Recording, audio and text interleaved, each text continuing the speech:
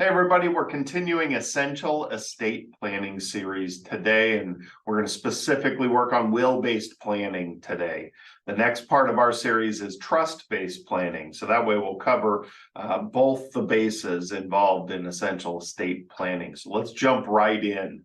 The most important part about this entire series is this upcoming slide. So we need to understand that will-based planning is the most efficient way to move money from your accounts to your heirs. Okay, so there's no middleman. When we build a trust, we're essentially putting a middleman in between that transaction. So if we pass away, we're going to have this go directly to the heirs from the accounts, and that's the essence of these will-based plans. So here it comes, the most important thing we need to understand about all estate planning. Let's look at how property transfers with a will. We're going to look at how property transfers with a trust next part of the series, that is. So here it is. Understand property titling. Okay, so let's specifically talk about your house. If you own your house, joint tenants with rights of survivorship, and you're married, if one of you passes away and there's still an owner alive, then there's no probate, no nothing. If you have a joint bank account and there's one person passes away, as long as there's still an owner alive, there is no probate, and everything transfers to that surviving person. So we need to make sure that we understand that when we go through all of our accounts, anything that can be held jointly, we should own it jointly. Cars, bank accounts, anything that's not IRA, not Roth savings, we should be able to own jointly if we have a spouse. Okay. The next part is beneficiary designations. Believe it or not, beneficiary designations avoid probate when properly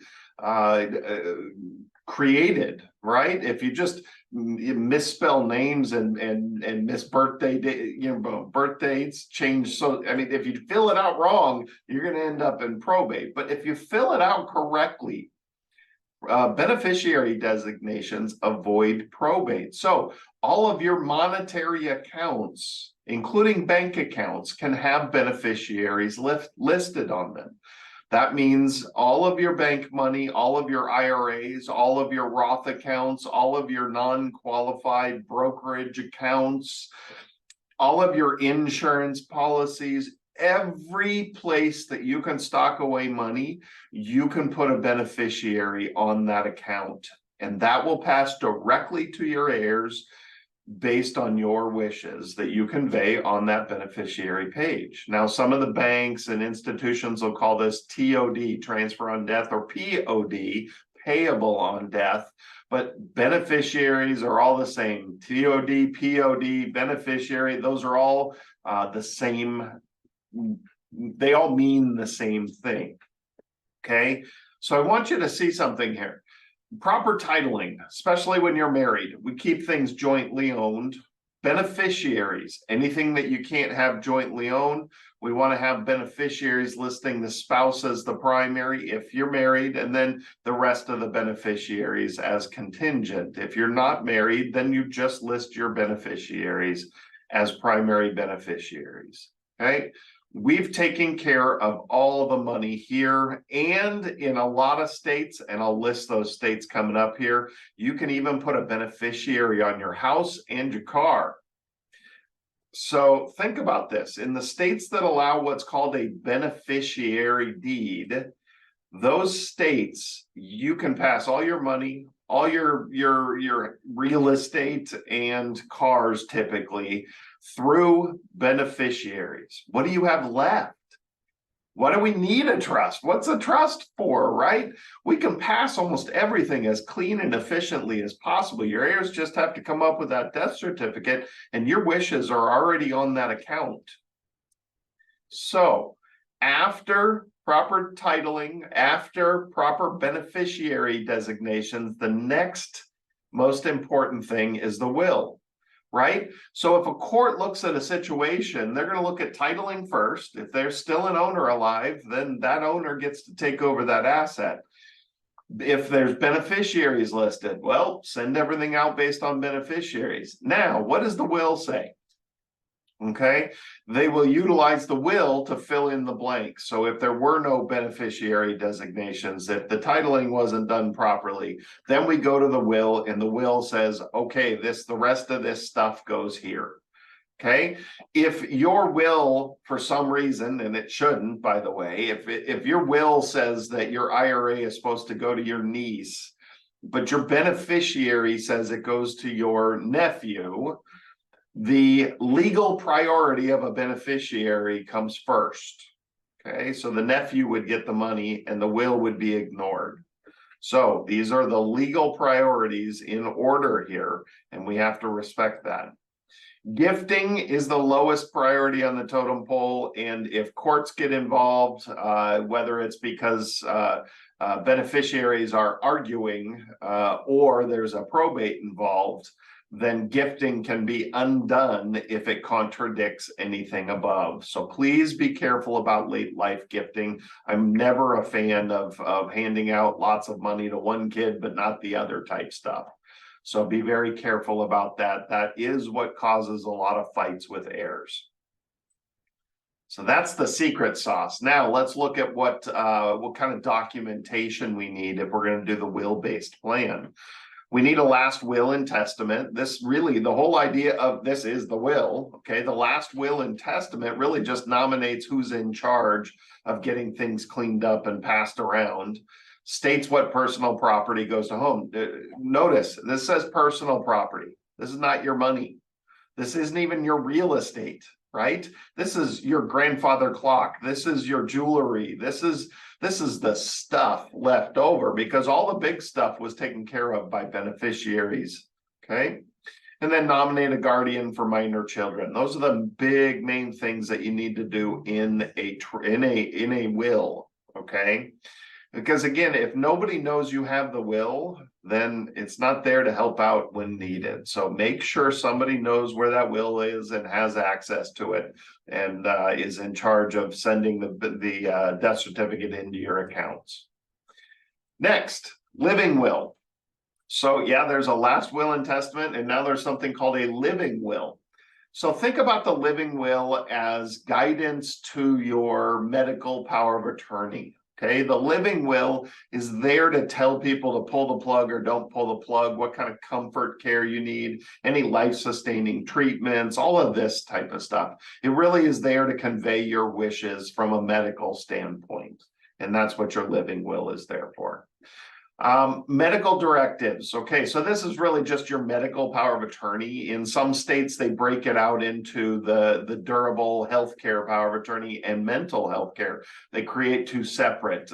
Most attorneys will draw it up as one, but they're addressing them in separate sections. So just understand that some states, this is not just one easy document. It is sometimes two separate documents. But it needs to cover the mental health care power of attorney and the standard health care power of attorney. And the last document that you need in a will-based plan is a financial power of attorney. So typically there's two different types of financial power of attorneys because it's a little hard to imagine just waking up and handing over all of your financial power to someone else. You can create a financial power of attorney that is springing. Okay, springing means this event has to happen before you're allowed to take over as power of attorney. So for instance, my mother-in-law had needed 2 doctor's letters stating that she's not of sound mind. And in her case, she had Alzheimer's diagnosis. So that was pretty easy to jump in and take over paying the bills and cleaning up all the financial situation. So springing is very popular. Good at any time is when you're already ready to hand it over, or it's your kid, you trust them with everything. You can hand them the good at any time power of attorney, and they're allowed to take over the finances whenever they're ready to. All right, so let's look at the keys to a will-based plan. Beneficiary deed in state real estate ownership. So it really, okay, for simple estates, when people talk about doing a will-based plan, all these states that are above my head right now, and I'll try to move around a little bit, they're all alphabetical order. These are all states that allow what's called that beneficiary deed. So if you own real estate in a state that is not listed above here, then you need a trust to pass that real estate to the next generation. Okay, so that's very important. When I talk about simple estates and will-based plans, this is for people that own real estate in these states. If you're not listed here, you own real estate in a state that requires a trust to pass this real estate. So that's usually one of the first things that we're going to look at when deciding whether it's a will-based plan or a trust-based plan that is needed. Then we kind of look through the basic situation and say, well, do you own a business that's going to live on past you? That would really need a trust. Simple family dynamics. It's not like you have 27 beneficiaries and you're disowning 3 or 4 and you're giving unequal shares. If it gets very difficult and complex, then typically you're going to go to a trust. But for all of us that have 1 or 2 or 3 or 4 kids and they're all just splitting everything equally, the will-based plan is the quickest, easiest way to do this. And then less than lifetime estate tax exemption, meaning right now that's over $12 million per person. So we do have to understand that usually it's not a monetary reason that you need to go to a trust, unless we're into these net worths of over, say, well, the 12 million is going to go back to 6 in a couple of years in 2026. So let's say if you have more than 6 million each, if you're married, that's 12 million. Then maybe you want to consider a trust. So if you have more than that, consider a trust. Otherwise, a will-based plan is fine. Proper titling. Okay, so this is where we make sure, this is the key to a will-based plan. The first thing you do is go through the ownership documents of everything. All your cars, your house, your accounts that are not IRA and not Roth, because all Roth and IRA can only have one name as the owner. So we can't make those joint. So if you're married, everything should be joint. If you're single, everything should be in your name, obviously. Proper beneficiaries. Such a big important part of this is making sure that you go through every single account, car, even the houses with anybody in these states. You can put the beneficiaries on the documents of that account or real estate or car. Okay, beneficiaries need to be listed properly and they need to be filled out as well as possible, meaning add social security numbers, make sure the birth dates are correct, make sure the names are spelled correctly. Those are the important parts. And then you can start getting technical by putting things like per stirpes in there or per capita. For instance, per stirpes, if you have 2 kids and one of them predecedes you, maybe they were on the plane but died 5 minutes earlier. Okay, the extreme example, but the reality is if you did not put per stirpes, then what happens is the surviving heir gets 100%. Well, if the heir that died before you had kids and you intended that money to go to their family, their kids, then you need to put per stirpes after their name because that will follow their bloodline to their kids. So lots of things you can put on these beneficiary forms. A lot of the times you can even name a custodian over the money for a minor child. You can do a lot of things on these beneficiary forms. So making sure these are filled out properly is extremely important in a will-based plan because that's how the money is going to transfer. Consider life insurance, annuities, reverse mortgages to protect assets. I know that's really strange and weird, but first off, life insurance and annuities are all creditor and lawsuit protected. So if you pass away with $1 million in medical bills, any money that's in life insurance and annuities goes straight to the heirs and they're not obligated to pay those bills. So just for some people, they like to see things like that. They like to hear things like that. And it helps protect that money upon that transfer as well. Reverse mortgages weirdly do that for your house. Okay, I know it sounds so strange that wait, a reverse mortgage, that's a bad thing. Don't do no, come on now. So that's something that is a little strange. Is I've seen people that long-term care just ravages their savings, and they end up on Medicaid. And Medicaid, the first thing Medicaid will do is put a lien on your house. I knew a couple that the husband had passed away. The daughter was a nurse and moved in with mom to care for mom. And mom was broke at that point, and the Medicaid came in and sat down with them and said, look, here's the deal. You better go get a reverse mortgage before we apply for anything, because you guys intend on staying in this house, and you're hoping that the daughter can live in this house after mom's gone. And what happens is the reverse mortgage puts the lien on the house first. They get first position. So then any liens that go on after that have to ask the reverse mortgage permission to foreclose, and they will never say yes, even if it's Medicaid putting that lien on there. So Medicaid will have the lien in second position and doesn't have the power to foreclose. And so this helps people in a lot of cases. So, look, very specific circumstances, but sometimes these tools that people view as bad things can be really good things in certain situations, just simply from the protections that you get from them. So have up-to-date documentation. I will tell you, especially in my experience with my mother-in-law and my grandfather and my great aunt, all the people that I've been involved with trying to, take care of them in the later years. Power of attorneys, everybody will push back when you try to use a power of attorney. So the fresher, newer, crisper that signature is, the better you will be able to utilize it. So if you have a power of attorney that's 25 years old and the signatures don't look anywhere near the same anymore, stuff like that, then you're going to have a much more difficult time utilizing that. So even just doing things like refreshing your power of attorneys is a good thing every 5 years or so.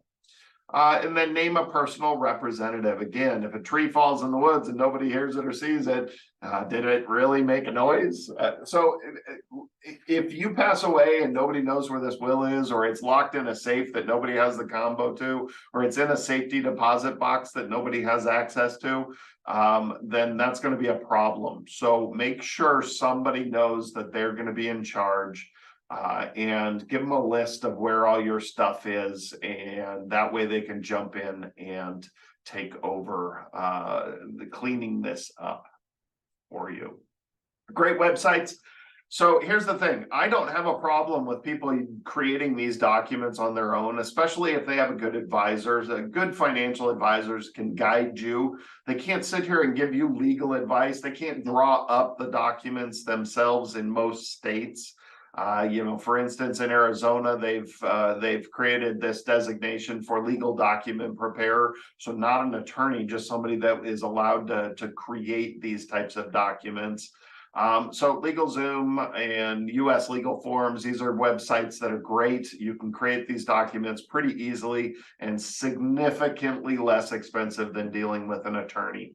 And some of the states, their state attorney general and secretary of state websites have some of these documents. Here in Arizona, the state attorney general has medical power of attorneys and the living will, fillable, ready to go, easy to use. And I think it's the secretary of state, might be vice versa. I think it's vice versa. Secretary of state has those, and then the state attorney general has the financial power of attorney on the website, free, ready to go. So a lot of people can create these documents for free if you look for it hard enough. Otherwise, they make this really easy here, LegalZoom. So hopefully that helps with the will-based plan. This can really take care of most. And the reason I like doing this education, this class, is because unfortunately lots of attorneys they'll just push you straight to trusts, and most people don't really need them. It overcomplicates things. And honestly, I've seen more arguments with people that have trusts than I've seen on will-based plans. I've also seen just as many people with a trust go to probate as I do see with a will. So just know that either way, you still can go into probate, and we'll talk about going into probate when you have a trust and why it happens. The only reason you would go into probate with a will-based plan is because you forgot to put a beneficiary on a page. For instance, we had a client that husband passed away and wife found a stack full of the old paper treasury notes in the back of a desk, and there was no beneficiary listed or anything. She had to go through probate to get them. So any accounts, any even cars, even certainly real estate, if there's not a beneficiary listed on them or there's not a joint ownership, then you will have to go through probate. And so if you do this properly, you won't have to go through probate. All right, everybody. One last slide here. If I can help in any way, please let me know. Hopefully you're enjoying this series.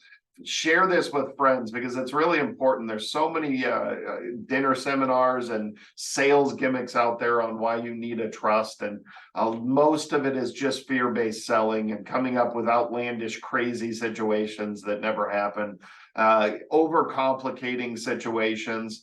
Will-based plans are best for most, especially when done properly. A good advisor can usually help out with this stuff, especially since they're the ones that usually fill out the beneficiary forms for you anyways. So if you need help with any of this, shoot us an email, give us a call. I'm always happy to help for any reason whatsoever. Plenty of comments below. I'm sure some lawyers will give me a hard time on something here.